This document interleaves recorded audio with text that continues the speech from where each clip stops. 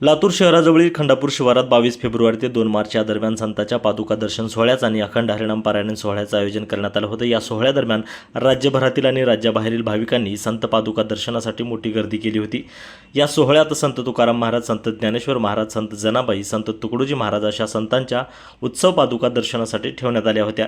या सोहळ्यादरम्यान कोट्यवधी रुपयांचा निधी जमा झाला होता। या निधीतून सुमारे 6.5 कोटीपेक्षा जास्त रक्कम घेऊन किशोर महाराज शिवणीकर फरार झाले, तर हजारो भाविकांच्या श्रद्धेतून जमा झालेला निधी पळविल्यामुळे संतापाची लाट उसळली होती। तर दरम्यान किशोर महाराज शिवणीकर यांच्या विरोधात पोलिसात तक्रार देत त्यांना अटक करण्याची मागणी जोर धरू लागली होती। त्यानुसार अखेर या बहुचर्चित प्रकरणी किशोर महाराज शिवणीकर यांच्या विरोधामध्ये गुन्हा दाखल झाला असून पुढील तपास पोलीस करत आहेत।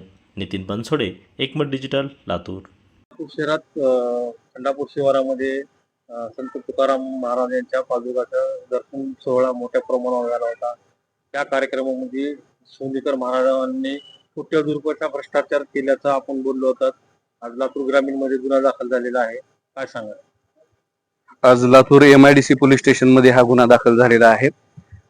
जवळपास 25 दिवस आम्ही त्यांना पोलिसांनी जे आम्हाला जबाबामधून साक्षी पुरावे मागितले, त्यांच्या जवळपास 20 लोकांचे आम्ही आतापर्यंत जबाब दिलेले आहेत।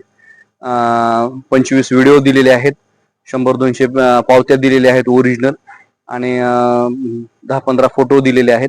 त्यांनी जे जबाब मागितले ज्या लोकांचे जे सेवेकरी होते, तर मी असं म्हणेन की आज जो FIR किंवा जो गुन्हा नोंद झालेला आहे त्याच्यातून लातूरकरांना आणि मराठवाड्यातील वारकऱ्यांना ज्या लोकांनी या ठिकाणी तुकाराम महाराजांच्या, ज्ञानेश्वर महाराजांच्या ज्या 7 संतांच्या पादुका या ठिकाणी आल्या होत्या, त्या श्रद्धेपोटी या ठिकाणी फुल नाही फुलाची पाकळी म्हणजे घोषणाच होती की प्रत्येक घरातून लातूर जिल्ह्यातल्या 500 रुपये व 5 भाकरी अशी घोषणा होती। तर त्या प्रत्येक लातूरकरांना आणि मराठवाड्यातल्या सगळ्या वारकऱ्यांना आज मी असं म्हणेन की 50% यश आलेलं आहे। आज गुन्हा नोंद झालेला आहे, FIR दाखल झालेला आहे।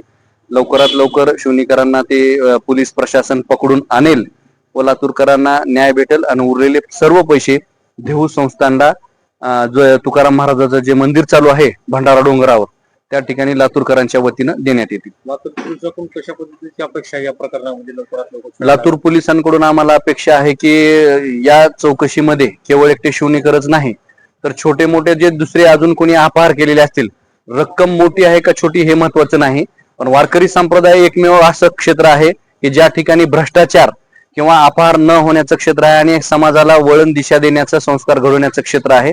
तर किमान या क्षेत्रामध्ये तरी अशा प्रकारच्या घटना होणं हे थांबणं गरजेचं आहे। आणि संपूर्ण महाराष्ट्रामध्ये हा एक आदर्श असेल की एखाद्या वारकऱ्यानं जर सोंग पांघरून वारकऱ्यांमध्ये घुसून जर हा अपहार करण्याचा प्रयत्न केला, तर भविष्यामध्ये दुसरे सुद्धा वारकरी सेवेकरी त्यांना हे मोकळं सोडणार नाहीत आणि पोलीस प्रशासन सुद्धा यावर गुन्हा नोंद करू शकतं आणि सर्वसामान्य वारकऱ्यांना, सेवेकऱ्यांना आणि अन्नदात्यांना, देणगीदारांना न्याय देऊ शकतं। ह्याचं एक उत्तम उदाहरण म्हणजे लातूरमध्ये असेल। खंडापूर शिवारामध्ये जे संत ज्ञानेश्वर महाराजांचा पालखी सोहळा झाला होता, त्या सोहळा प्रकरणी शिवणीकर महाराजावर आज MIDC पोलिसांमध्ये गुन्हा दाखल झालेला आहे। कोणत्या कारणाने गुन्हा दाखल झालेला आहे, काय कारवाई चालू आहे?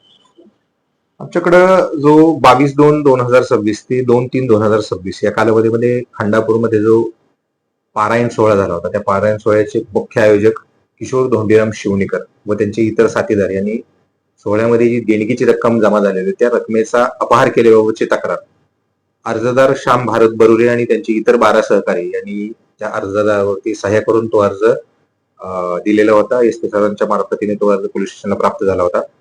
त्याच्यामध्ये केलेल्या चौकशीअंती अर्जातील गैरअर्जदार किशोर धोंडीराम शिवणीकर उर्फ किशोर धोंडीराम जाधव आणि त्यांचे सहकारी श्री सोनवणे अहिल्यानगर, त्याचबरोबर इतर नातेवाईक आणि इतर सहकारी यांच्या विरुद्ध अर्जाच्या चौकशीअंती MIDC पोलीस स्टेशनला गुन्हा दाखल झालेला आहे। CR नंबर 312/2026, कलम 318(4), कलम 316(2), 351(4), 3-5 BNS प्रमाणे गुन्हा दाखल करण्यात आलेला आहे आणि सध्या सदर गुन्ह्याचा तपास सुरू आहे।